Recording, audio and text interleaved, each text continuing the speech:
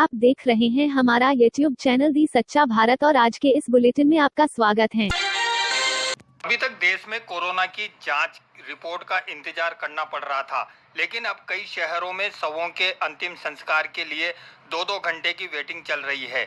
एक तरफ अस्पतालों में कोरोना मरीजों के लिए बेड नाकाफी हैं, तो दूसरी तरफ शमशान में जगह कम पड़ने लगी है।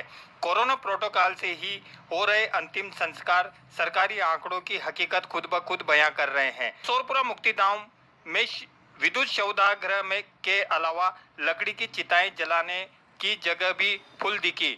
हालांकि विद्युत शवदाह में रजिस्टर मेंटेन किया जा रहा था, बाकी की जगह पर कितनी चिता जलाई इसका कोई अनुमान नहीं था। शवदाह में काम कर रहे कर्मचारी ने बताया कि पिछले साल की अपेक्षा इस साल ज्यादा डेड बॉडी आ रही है। बीते 10 दिनों में करीब 50 से ज्यादा शव मशीन में जलाए जा चुके हैं। आज का आलम तो यह है कि दोपहर तक 6 डेड बॉडी जला चुका हूं और 4 बॉडी वेटिंग में है। मशीन को 1 घंटा बंद कर ठंडा किया जाता है, फिर चालू किया जाता है। जो पहले कोरोना की बीमारी जो फैली थी उसके मार्फत अभी इस टाइम पे ज़्यादा है।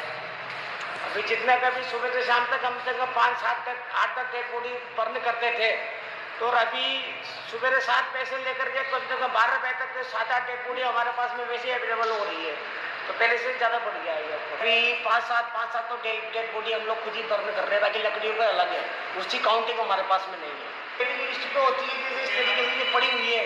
इसके अलावा वेटिंग लिस्ट पे जो जल्दी जाना होता है वो चले जाता है, तो वो हमारे पास में रहता है। विद्युत शवदाह के ऑपरेटर ने बताया कि अभी तक मैं दोपहर तक 6 बॉडी डिस्ट्रॉय कर चुका हूं, अभी 4 बॉडी और वेटिंग में है। कोरोना से मौत के सरकारी आंकड़ों पर उठे सवाल, जानिए भयावह सच्चाई। हर 24 घंटे में जारी होने वाला कोरोना संक्रमितों का आंकड़ा डरा रहा है। बीते 3 दिनों से रोज 2 लाख से ज्यादा नए मामले सामने आ रहे हैं, जबकि 3 दिनों से लगातार देश भर में 1000 से ज्यादा लोगों की मौत रोज कोरोना की वजह से हो रही है। मौत के ये आंकड़े सरकार की ओर से जारी किए गए हैं, पर हकीकत कुछ और है। कोरोना संक्रमण की वजह से मौतों की संख्या सरकारी आंकड़ों से कहीं अधिक है। पीएम मोदी ने की कोरोना को लेकर समीक्षा बैठक, दिए ये निर्देश। प्रधानमंत्री नरेंद्र मोदी ने कोविड-19 की स्थिति पर जन स्वास्थ्य की तैयारियों की समीक्षा की। इस दौरान पीएम मोदी ने कहा कि कोविड-19 रोगियों के लिए अस्पताल में बिस्तरों की उपलब्धता की खातिर सभी आवश्यक उपाय किए जाने चाहिए। माननीय मुख्यमंत्री महोदय जी से निवेदन करती हूँ कि हॉस्पिटल में जिस वार्ड में कोरोना संक्रमित लोगों को रखा जाता है एवं उनका इलाज किया जाता है, उस जगह में सीसीटीवी कैमरा लगाया जाए और जहां उनकी मृत्यु होती है जिस वार्ड में, उस वार्ड से लेकर बाहर आते तक के रास्ते में सीसीटीवी कैमरा लगाया जाए और उस सीसीटीवी कैमरे का लाइव प्रसारण हॉस्पिटल के बाहर होना चाहिए। एक भारतीय नागरिक के रूप में आपसे अपना अधिकार मांग रहे हैं और यह करना बहुत ज़रूरी हो चुका है, क्योंकि जनता को गुमराह तो नहीं किया जा रहा है, यह देखना हमारा अधिकार है। अब दिमाग लगाकर ज़रा यह सोचिए कि अगर कोरोना संक्रमित बीमारी है तो परिंदे और जानवर को अभी तक कैसे नहीं हुआ। ये कैसी बीमारी है जिसमें सरकारी लोग और हीरो ठीक हो जाते हैं और आम जनता मर जाती है। कोई भी घर में या रोड पर तड़प कर नहीं मरता, हॉस्पिटल में ही क्यों मौत आती है। ये कैसी बीमारी है, कोई आज पॉजिटिव है तो कल बिना इलाज कराए नेगेटिव हो जाता है। कोरोना संक्रमित बीमारी है जो जलसे में, रैली में और लाखों के प्रोटेस्ट में नहीं जाता, लेकिन गरीब नॉर्मल खांसी चेक कराने जाए तो 5 दिन बाद लाश बनकर आता है। गजब का कोरोना वायरस है जिसकी कोई दवा नहीं बनी, फिर भी लोग 99% ठीक हो रहे हैं। यह कौन सी जादुई बीमारी है जिसके आने से सब बीमारी खत्म हो गई और अब जो भी मर रहा है कोरोना से ही मर रहा है। ज़रा सोचिए, साबुन और सैनिटाइजर से कोरोना मर जाता है तो इसको मारने की दवाई क्यों नहीं बनाई। यह कैसा कोरोना है, हॉस्पिटल में गरीब आदमी के जिस्म का महंगा पार्ट निकाल कर लाश को ताबूत में छुपा कर खोल कर नहीं देखने का हुक्म देकर बॉडी दी जाती है कोई जवाब? अगर है तो ज़रूर देना, अगर नहीं है तो सोचना कि कोरोना के आड़ में क्या चल रहा है। कुछ हॉस्पिटल से न्यूज़ आ रही है कि सुबह मरीज को भर्ती किया जाता है और शाम को न्यूज़ मिलती है कि मरीज़ के कोरोना से मौत हो गई। क्या सुबह से शाम तक कोरोना की रिपोर्ट भी आ गई और शाम को कोरोना से डेथ भी हो गई और लाश का अंतिम संस्कार भी हो गया? इनके हिसाब से तो कोरोना की कोई स्टेज नहीं होती। जो पहले पॉजिटिव से नेगेटिव हुए वो कैसे ठीक हुए? सोनिया गांधी के निर्देश पर प्रदेश कांग्रेस कार्यालय में बनेगा कोरोना संक्रमित मरीजों की सहायता के लिए control room. Akhil Bharatiya Congress committee के अध्यक्ष सोनिया गांधी के निर्देशों के अनुसार अब देश के सभी प्रदेश कांग्रेस कमेटी भवन में कोरोना संक्रमित मरीजों की सहायता के लिए कंट्रोल रूम बनाए जाएंगे। इसी कड़ी में प्रदेश कांग्रेस अध्यक्ष गोविंद सिंह डोटासरा ने भी निर्णय लिया है कि कोरोना संक्रमित मरीजों की सहायता के लिए प्रदेश कांग्रेस मुख्यालय में कंट्रोल रूम बनाया जाएगा। छत्तीसगढ़ के राजधानी हॉस्पिटल में आग, कोरोना वार्ड में भर्ती एक मरीज की झुलसने से मौत, 4 ने ऑक्सीजन न मिलने से दम तोड़ा। छत्तीसगढ़ के कोविड अस्पताल में आग लगने की घटना सामने आई है। रायपुर के पचपेड़ी नाका इलाके में राजधानी नाम के कोविड अस्पताल में शनिवार शाम करीब 5 बजे आग लग गई। घटना में 5 मरीजों की मौत हो गई। एक मरीज की मौत झुलसने से जबकि 4 की मौत ऑक्सीजन सिस्टम के फेल से होने के बाद दम घुटने से हुई है। 2 फ्लोर वाले अस्पताल में कोरोना के मरीजों को भर्ती किया गया था। जसवंत गुर्जर ने सीएम गहलोत को लिखा पत्र, हरिद्वार से आने वाले यात्रियों की कोरोना जांच की मांग।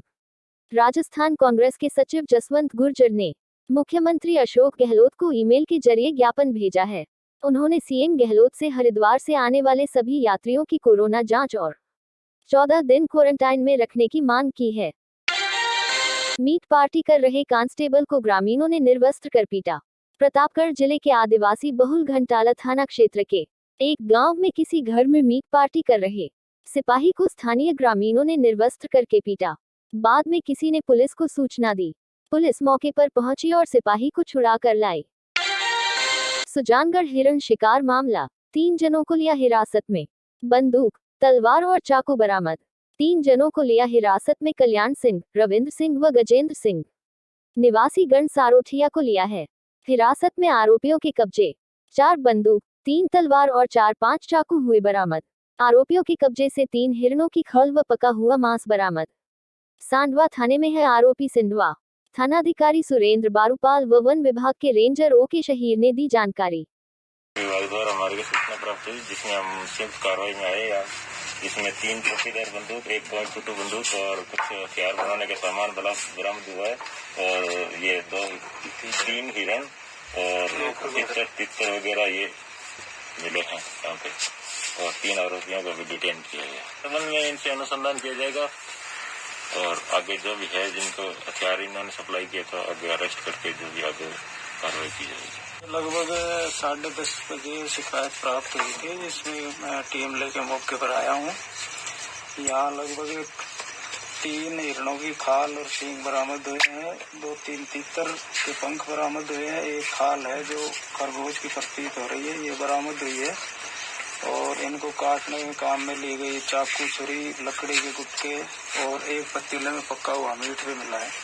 उसके साथ ही 4-5 बंदूक, तलवारें और बंदूक बनाने का और भी सामान बरामद हुआ है, जिसके लिए पुलिस थाना सांडवा मौके पर मौजूद है। कार्रवाई जारी।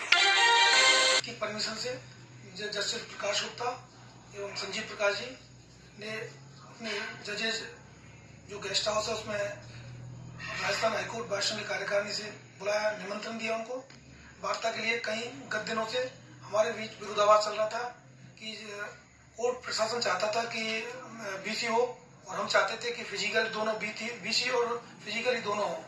तो उसमें आज ये गतिरोध समाप्त करते हुए ये तय हुआ है कि बीसी रहेगी, लेकिन बीसी जो भी हमारी शर्तें होंगी, हमारी शर्तों के हिसाब से बीसी होगी। उसमें हमारी जो पहली शर्त थी कि जितने फ्रेश मैटर्स हैं वो लिस्ट होंगे, उसके लिए परमिशन की आवश्यकता नहीं होगी। दूसरा, जो भी कनेक्टिविटी, जब बीसी के दौरान कनेक्टिविटी यानी डिस्कनेक्ट हो जाती है तो मैटर में परमिशन की आवश्यकता नहीं होगी और वो मैटर दोबारा दूसरे दिन अपने आप लग जाएगा। और ये भी तय हुआ है कि भविष्य में इस तरह के निर्णय लेने से पहले हाईकोर्ट प्रशासन बार एसोसिएशन को कॉन्फिडेंस मिलेगा और इस तरह के डिसीजन लेगा कि हमको फिजिकली और बीसी किस मोड पर रखना है। और हाईकोर्ट कोई भी एडवर्स ऑर्डर नहीं होगा, सारे जजेस बैठेंगे और फुल टाइम कोर्ट चलेगी। प्रदेश के मुख्यमंत्री जी ने आज ट्वीट करके कहा है कि देश के प्रधानमंत्री जी रैलियां और सभा करना स्थगित करें और प्रदेश के मुख्यमंत्रियों से कोविड के ऊपर नियंत्रण करने के लिए वार्ता शुरू करें। लेकिन आज जब राजस्थान के उपचुनाव के अंदर मतदान हो रहे हैं तो मुख्यमंत्री जी को यह सीख नजर आई कि इस तरीके की सीख देश के प्रधानमंत्री जी को दी जानी चाहिए।